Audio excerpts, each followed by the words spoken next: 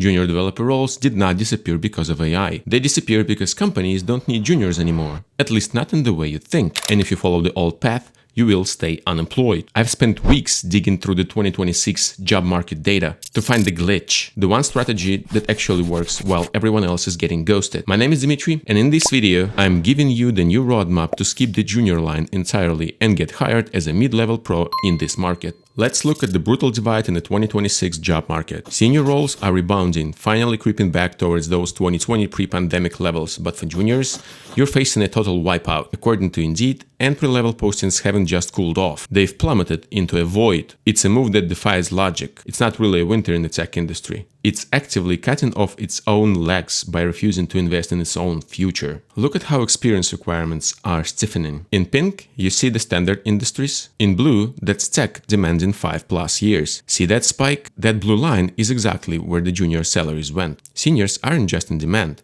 They currently hold all the leverage for salaries and remote work. This graph reveals a fatal flaw in the industry right now. Non-technical managers are pitching a magic AI narrative to executives to justify cutting entry-level roles. It's a corporate cannibalism. They ignore the fact that today's juniors are tomorrow's seniors. But here's the twist. AI won't replace people building the code. It's coming for the bloated middle-level management that has been gatekeeping these jobs. How? It comes down to the new AI architecture that I will explain in a minute. But first, we have to look at the desperation gap. Is the competition actually as high as it feels? The data on who is actually applying might surprise you. Check this out. At first glance, this graphics looks identical. But look closer at the tail end. On the right, you have people with zero tech experience. I was a beginner once, and I know exactly how heavy that pressure feels. So on the left are the industry veterans. Notice how the no experience line is flattening out while the veteran line keeps rising. This is the great tech burnout.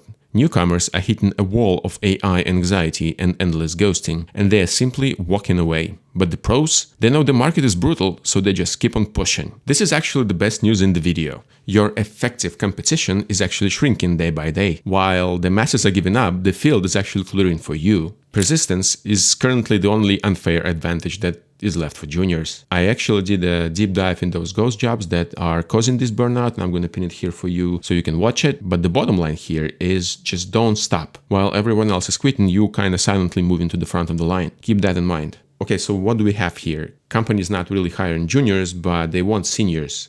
Okay, but do they need juniors in general? So look at this chart. Big tech is blue, startups are yellow. See that first bar? That's the junior jobs. It's down by 25%. That means the starter door is slamming shut. But look at the middle bars. Those are the experts. They are in huge demand. Why? It's not just robots taking jobs. It's because companies are scared. They're rebuilding everything with AI and they think, we don't have time to teach students. We need pros who can learn this new stuff fast. But here's the real secret. The bosses in the middle are scared too. A new person who actually knows how to build AI systems makes those middle bosses look kind of slow. Why? Well, it's two things. First thing is that the middle management can be gatekeeping, but the reality is AI just stole your practice work. AI now does the easy chores, like writing basic code or taking notes, and does it everything in seconds. In the past, juniors did that, but now chores belong to the robots. Basically, the bottom level of the career ladder has been deleted. Companies don't want to pay you anymore to learn. They only want professionals who are ready right now and who can generate profit right now. So how many beginners are actually left? Let's look at the numbers. And here's the data on that. Look at that bottom green line. That represents juniors in startups, the smallest group on the whole map.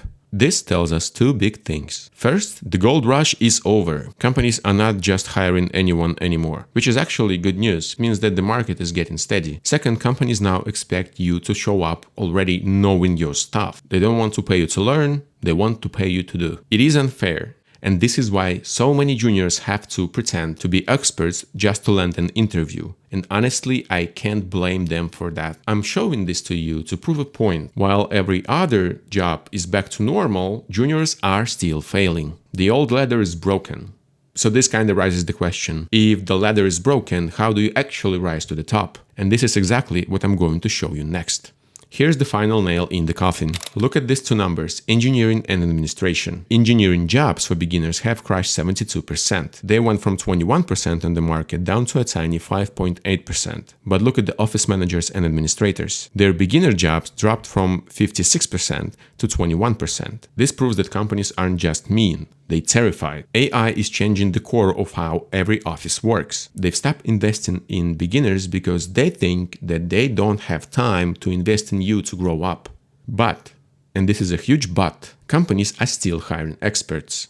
They still need people with 2+ years of experience. And that means that the old path is completely dead. Nowadays, you can't just learn how to code and then wait for a job to appear, because that job does not exist anymore. To get hired today, you have to kinda skip the line. You have to turn yourself into a mid-level pro before you even send your first resume. But before that, it's very important to answer one last thing. Why is the job market like that? What is the real reason why junior positions are down so much? That it looks like an absolute game over for anyone who is trying to break through. And I have an answer for you. Look at that. This is the Federal Reserve interest rate graph. Interest rates are the industry's oxygen. When rates were low, companies had infinite oxygen. They overhired, overpaid, and didn't care about any efficiency. But as that line spikes toward 2025, the oxygen was cut off. Now companies are in a survival mode. A senior developer is a tool that fixes problems today, and a junior developer is a cost that might pay off in few years. And in a high-interest economy, companies can afford to wait for a few years for a return on your salary. And it's important to understand that you're not really competing against companies, you kind of competing on a global scale against the Federal Reserve interest rate. So how do you escape the junior level hell? Well, you really have two options. You can do them separately, or you can do them both, and I recommend to do it both, but in general they are very different. And option number one, it's a little bit easier than the option number two, and that is to hyper specialize in one niche and push it as hard as possible, and preferably something that overlaps with each other. For example, if you specialize in React, then specialize in React plus healthcare admin panels, or maybe React plus fintech dashboards, and position yourself accordingly. And if you're into backend, maybe do Node.js plus payment systems with Stripe, or maybe something like Node.js plus authorization systems like GWT tokens and stuff like that. And if you're into AI, try to AI plus content generation pipelines maybe, or maybe LLM apps plus support bots. Hyper-specialization will help you to stand out in the field.